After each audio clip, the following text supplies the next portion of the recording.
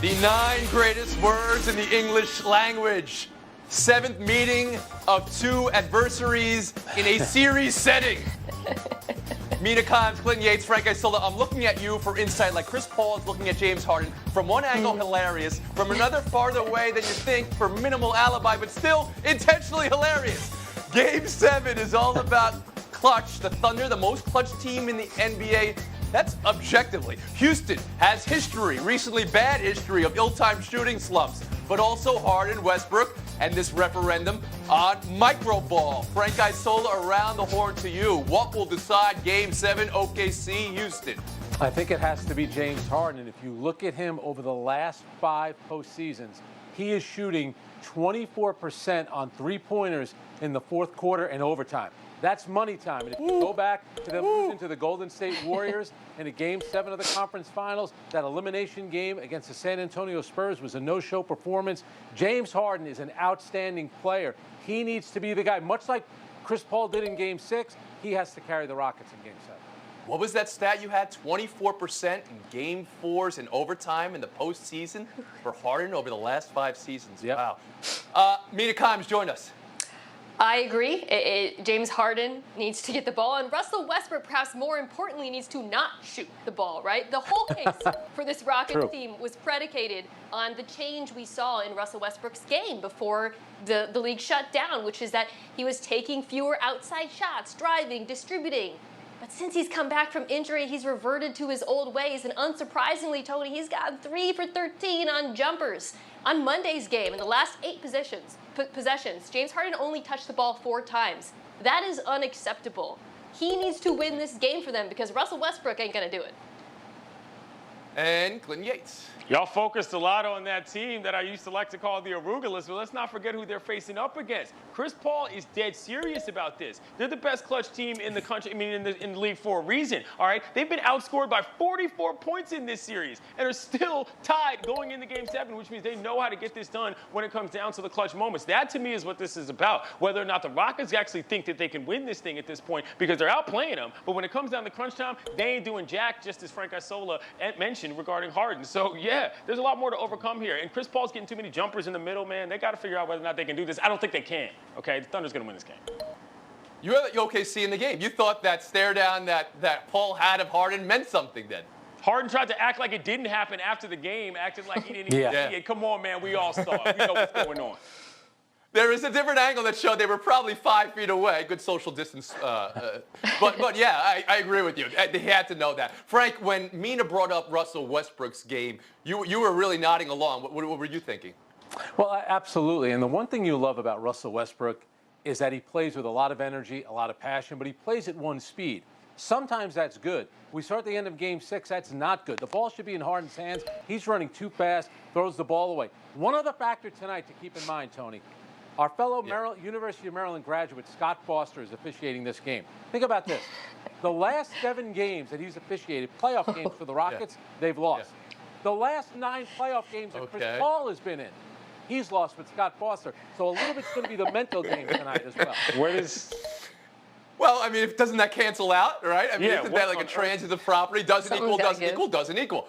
Yep. Is this a referendum on micro-ball, Mina Kimes? No, I don't think so. I think it's because the micro-ball looked good when Russell Westbrook wasn't shooting. I cannot stress that enough. It was working. It relies on him playing a very specific role in that offense. And when he deviates from that role, they fail. So Clinton has got the Thunder. Did he convince you, Frank? I do think that they could make it work. I'm still not going to give up on it. But we also know this. We're talking about legacies. This could be Mike D'Antoni's last game tonight if they lose. So a lot is riding on Houston, and it seems like OKC's playing with house money. Did Frank give us a pick or not? No. What is going on? I'm asking you guys questions, and everybody's breathing deep. Houston. Like, okay, thank you. And Mina, last word for you. I got the Rockets. And I've seen all the clutch numbers. I know how bad they are, but I'm still going with Houston. All right. last night, the Game 7, and the two greatest words in the English language. You cannot commit a turnover under any circumstances right there. And Jamal Murray, who also had a great series, the play is to basically eat the ball and try to kill the clock. I get it that, Craig's got to make that layup. It's a gimme, but give Rudy Gobert credit, got the ball out to Mike Conley. If Denver had lost that off that shot, making a big mistake like that, remember, Utah didn't have a timeout either. So it was as great of an ending because of basically all the mistakes everybody made.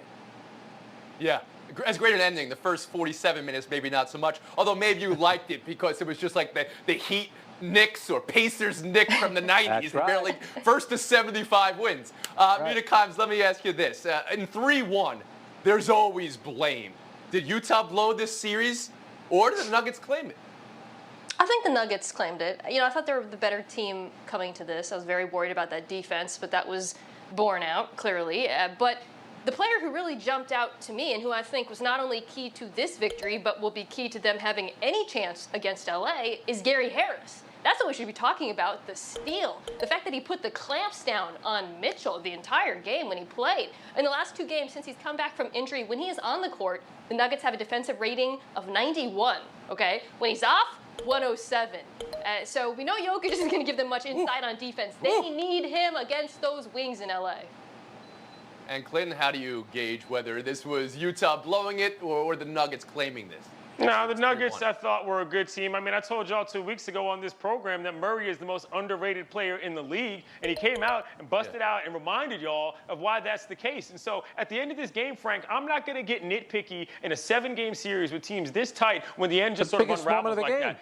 I understand that, but this is why Donovan Mitchell still needs to make that next step in order to get where they need to be. They were close, neck and neck this entire thing, and everybody showed out in this series. Rudy Gobert turned into the guy that we thought he could be, hitting shots late and dunking on guys. Jokic was obviously a tremendous player. Murray we already talked about, and Spider was great, except it just ended up one way. I wouldn't be mad at any of these teams. This game and this series ended the way it should have, which was close and it was tight, and eventually the better team won to me. Frank, historically, this is an all-time series for you? All-time performances from Mitchell, from Murray, but is it an all-time series? Yeah. I mean, you also have to factor in it's a neutral court, so how would guys have played on the road? We don't know about that. But what I loved about this Game 7, it wasn't a three-point shooting contest. Both teams had 8. It wasn't one at the free throw line. The teams combined for 28 free throws. And look at all of a sudden the big men are back in the NBA. Jokic made the big shot, and I thought Rudy Gobert was outstanding. How about when he tied the game up and got raked across the face? That should have been a three-point. No, that was a key moment in that game. That should have been a foul, right, Frank? Yep, absolutely. I don't understand why. I get it, not calling touch fouls on the perimeter. He got slapped across the face on a dunk. Okay. That is a foul. Which one is it, Frank? You know why is it we're the all slap laughing fouls here. or is it the old school days of the Knicks? Which one are we going to want? Right. I mean, that's it. Frank's It's just a saying foul. he loves this because he wants someone else to bring up the Knicks. We know what you're doing here, Frank. You love an 80-78 game. You do. It's not for everybody, but we all know this series wasn't that. That was two teams that were exhausted at the end there. They left it all on the court. We'll move on. One more game from yesterday to talk about. Boston 102, Toronto 99. Maybe the perfect fourth quarter from Boston, except for that punching air thing. I don't know what that's about. Kemba Walker's patented crossover mid-range to go up 2-0. Clinton, has Boston proven to you they're the better team? Boston hasn't proven to me that they're the better team, but Boston has proven to me that they could mess around and end up in the NBA Finals. And this is the first time I've actually thought that since we've been talking about it all season. Okay, because the way that this team has put their things together, finally, it's working for somebody. And look, I'm not taking too much away from 2 losses because, as Frank mentioned earlier, it's not like they got to fly back to Boston from Toronto. It's no big deal. They're on the same court, and a team with that kind of championship medal and Nick Nurse in the Raptors, I think, can come back. But yeah, for the first time, I believe with the Celtics, and Tatum's out here laughing at guys after hitting threes in their face. This team is confident as well. That's a big part of this.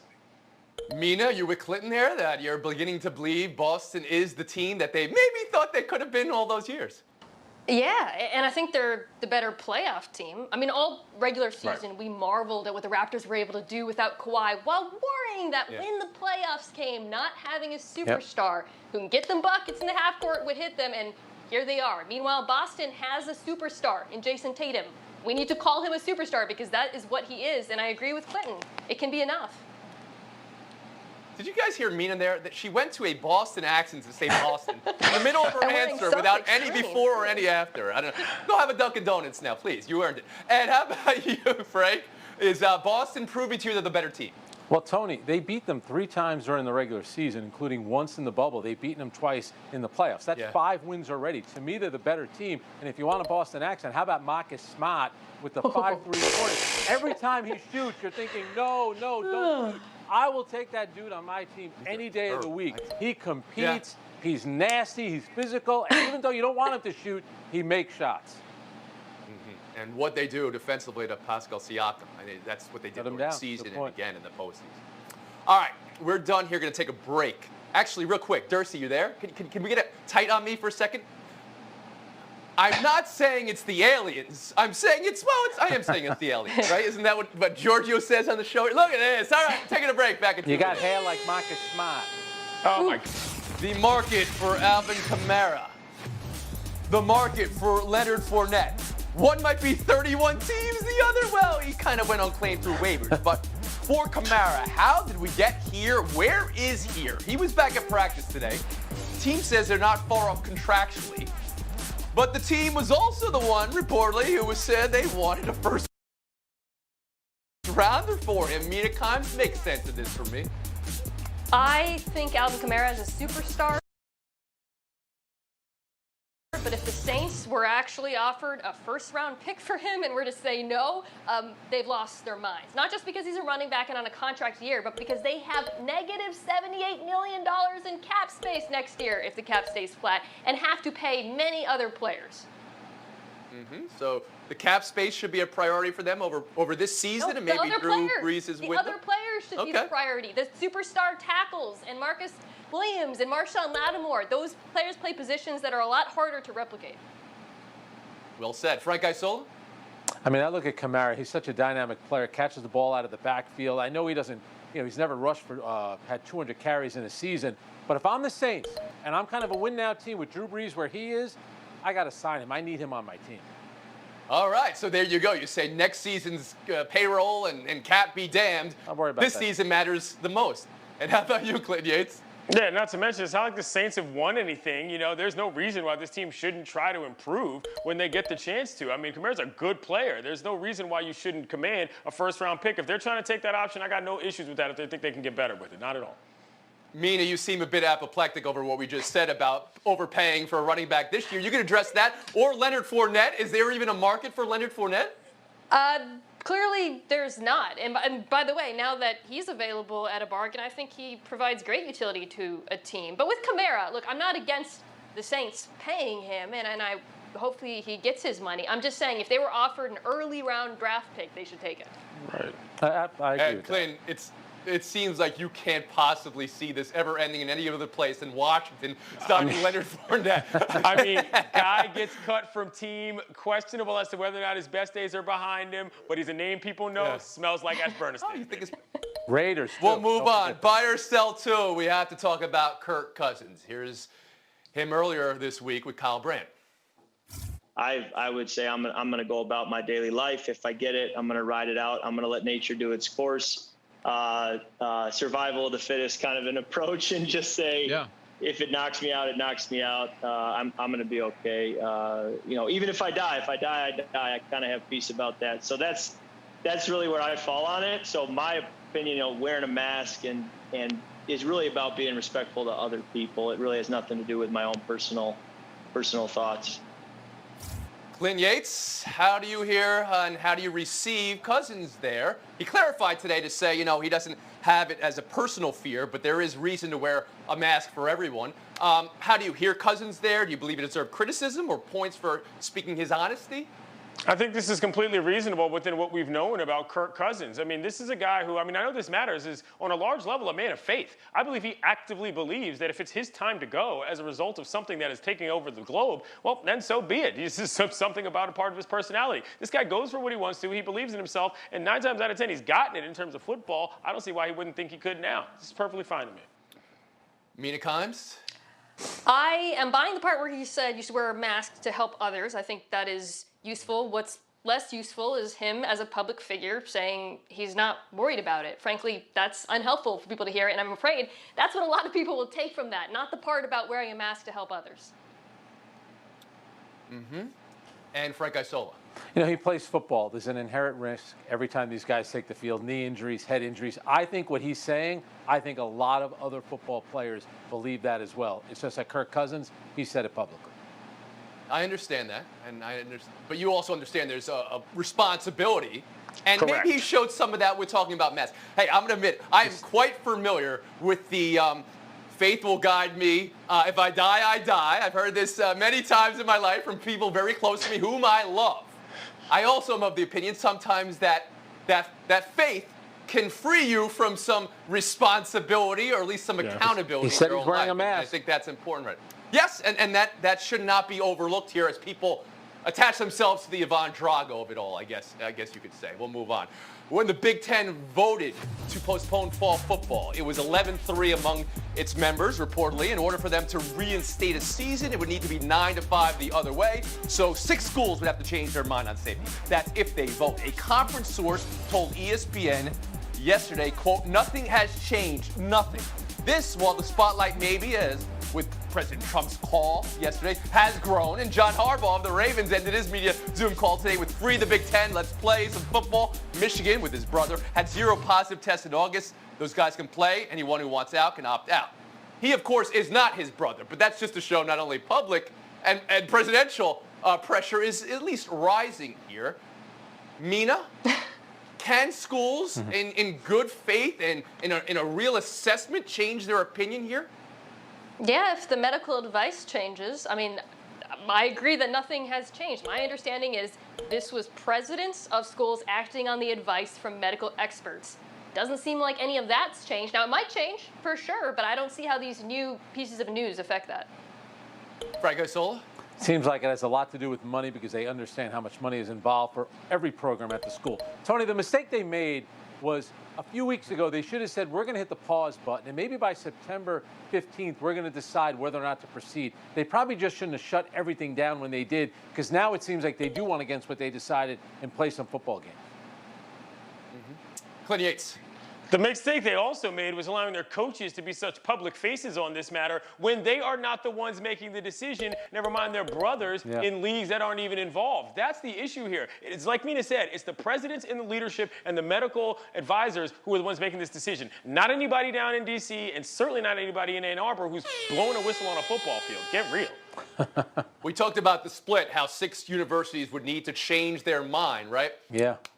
There's still, I mean, I think it's 2, but it could be 3. I'll have to check and get back to you on this. The number of university presidents that are PhDs, even some in infectious disease, and whether they believe anything has changed. That seems like a tall hill to climb. Clinton Yates, great jersey wear today. If we have time, and I know I'll make sure we have time on the back end, I want you to talk about Georgetown and John Thompson. We won't call it FaceTime because clearly you lost today, but we will have time for that. Mina Kimes and Frank Isola, showdown in 2 minutes. The Around the Horn trademarked quote, is tonight a must win. Quote, is tonight a must win for the Milwaukee Bucks? Yes. The thing is, Miami will never lose a postseason game. What does Milwaukee have to do to change things tonight, Mina Kimes? You have the Defensive Player of the Year, Giannis. Do not make the same mistake you made last year against Toronto. Put him on Jimmy Butler. Shut him down. Frank Isola? She's 100% right. It's all about the best player in the league, Giannis Antetokounmpo. Here's another thing. You went 4 for 12 from the free throw line in game 1. It has to be better. You get fouled, you go to the line, knock down your shot. Tremendous answer, Frank, but since you said Mina happens to be right, she happens to get the point. Sorry. Showdown 2, Aroldis Chapman. So high and tight last night to Brousseau. Didn't get hit. It's a miracle Brousseau didn't get hit here. Rays pitchers were going upstairs to the Yankees earlier in the game. Bench is cleared. Here's Tampa manager Kevin Cash. But it's absolutely ridiculous. It was mishandled by the Yankees. Certainly the pitcher on the mound. It was mishandled by the umpires. Somebody's got to be accountable. And the last thing I'll say on it is I got a whole damn stable full of guys that throw 98 miles an hour. Does the league need to preemptively step in on Chapman or Cash? Frank? I think that they do. I mean, to me, it's a cowardly thing. You're throwing a pitch at a guy's head. When your guy's a pitcher, you don't have to get in the box and hit. The league needs to do something. Mina Kimes? That was unacceptable from Cash. He was fine until he said the last thing I have to say, and you knew it was going downhill, and then the implicit threat, 2 wrongs don't make a right. Yeah, it does. Well, Mina Kimes, 2 points makes a FaceTime. There you go.